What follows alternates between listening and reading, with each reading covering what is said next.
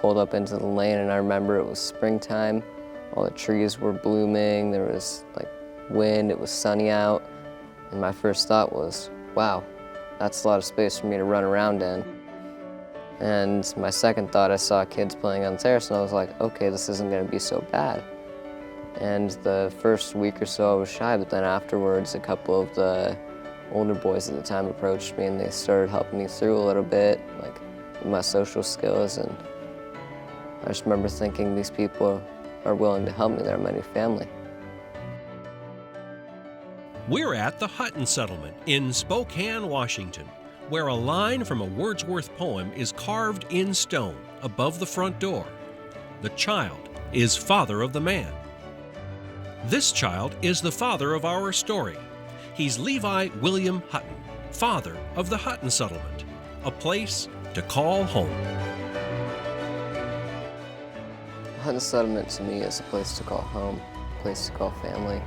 You can walk out on that campus knowing that there's people willing to back you up, people willing to accept and help you, learn through your mistakes, help guide you through life. Levi Hutton, or Al as he prefers to be called, is one of the richest men in Spokane in the 1920s.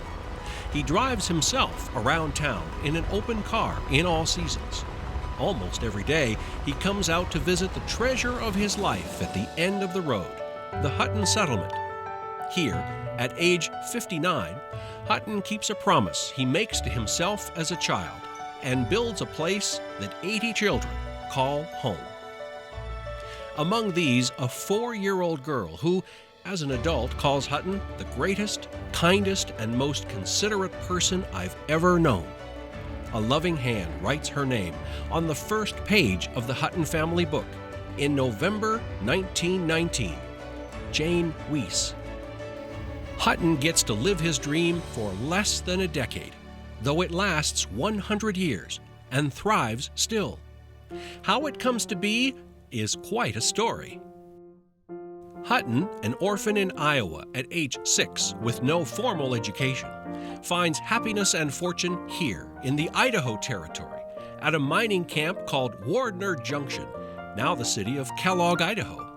He's an engineer running ore trains for the Northern Pacific Railroad. Hutton takes most of his hot meals at Mae Arkwright's boarding house. Miners from miles around know her as the best cook in the West. Mae keeps bars of soap and pans of water out front and a broom out back, which she uses as often for sweeping dirt as for prodding malcontents out the door. Mae isn't like most women of the day. She's strong and opinionated. That's part of why Al marries her in 1886. Well, Mae, she was a really good writer. She loved reading. She pretty much read anything she could get her hands on. And she loved fashion. She loved wearing dresses that were nice and poofy and colorful, when all the other women, they were wearing like browns and blacks and whites. And I know she was just a hard-working, strong woman who knew that she could do anything if she really believed in it. The Huttons moved to the newly founded city of Wallace, the capital of the Coeur d'Alene mining district, where in 1897, the Huttons and 5 of their friends buy shares in the Hercules mine and work it themselves. They call it their hole in the ground. Other miners call it the joke of the Coeur d'Alenes. After 4 years, the bunch has the last laugh when the Hercules mine reveals the richest ore body of lead and silver in the Silver Valley in the summer of 1901. The partners become rich beyond their wildest dreams. The Hercules mine delivers a modern value of more than $1 million a month for the next 25 years. Al and Mae moved to Spokane in 1906, where they invest in commercial real estate. They move again to a penthouse apartment on the top floor of their brand new Hutton building in 1907. With mining royalties and commercial rents, the Huttons prosper.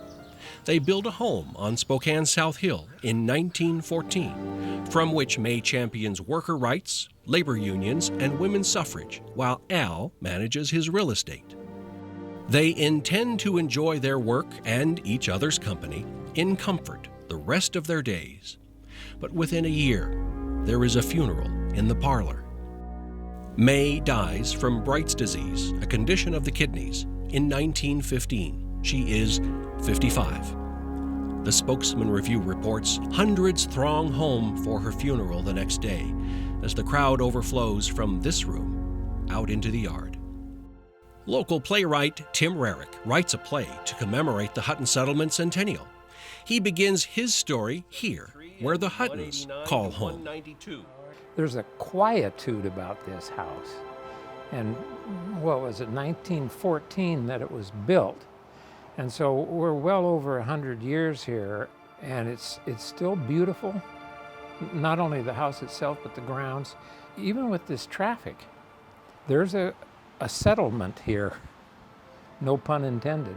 I hear the quietude of it and the weight of it, the memories, everything that it stands for in terms of who Levi and Mae were and still are. Rarick's play, A Place to Call Home, 3 years in the making, receives its world premiere on the Spokane Civic Theater's main stage during the settlement's centennial year.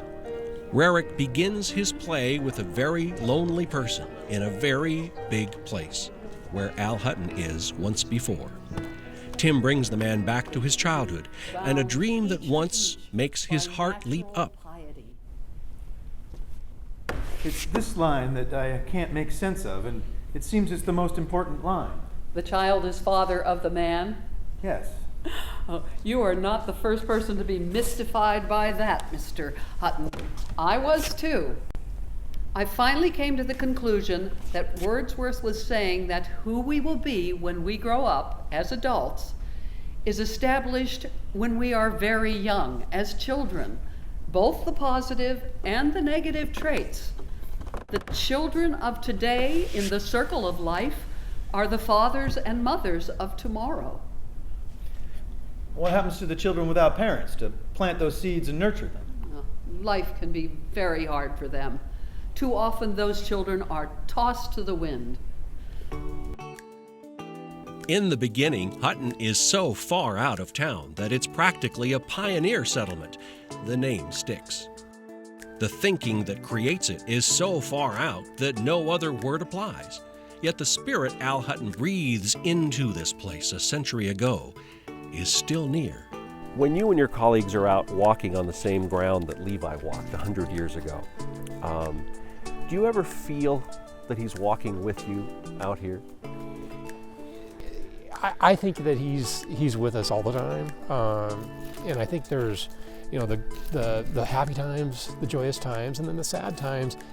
But his legacy's here in guiding us, keeping us true to the mission.